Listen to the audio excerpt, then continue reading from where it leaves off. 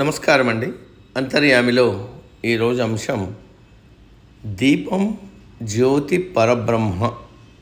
మనకు అందించిన వారు రావులపాటి వెంకటరామారావు గారు. వినిపిస్తున్నది మీ విజయభాస్కర్. గోకులంలో ఒక సంప్రదాయం ఉండేది. రోజు సాయం సంధ్యలో మొదటి దీపాన్ని గ్రామ పెద్ద నందుని ఇంట వెలిగించేవారు. పల్లెలోని అన్ని ఇళ్లవారు వచ్చి ఆ దీపం నుంచి తమ దీపాన్ని వెలిగించుకుని వెళ్ళేవారు. భాగవతంలోని ఘట్టాన్ని పోతన చెబుతూ, కొత్త కోడళ్ళు దీపం వెలిగించుకునే సాకుతో వచ్చే శ్రీకృష్ణుడి సుందరమైన రూపాన్ని తనివి తీరా దర్శించేవారు అన్నాడు.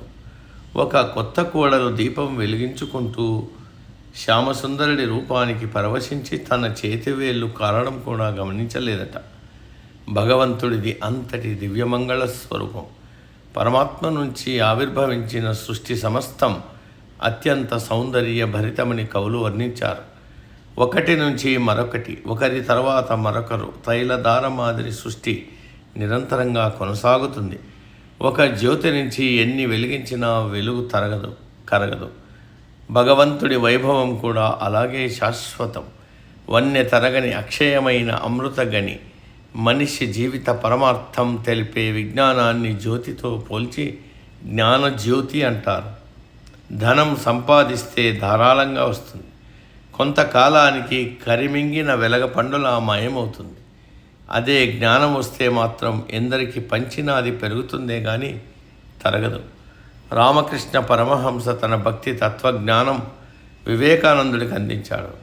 ఆ శిష్యుడు తన జ్ఞానజ్యోతి వెలుగులను ప్రపంచవ్యాప్తం చేశాడు.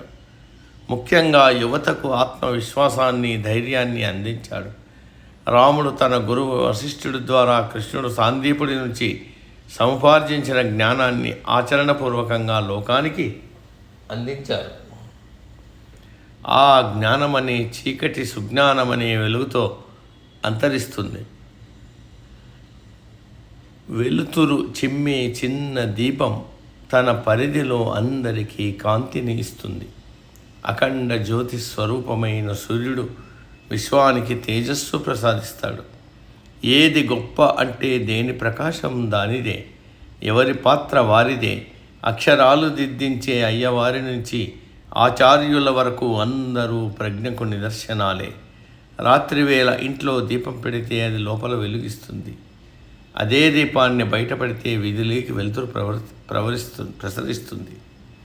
లోపల బయట వెలుగు కావాలంటే దాన్ని గడప మీద ఉంచాలి.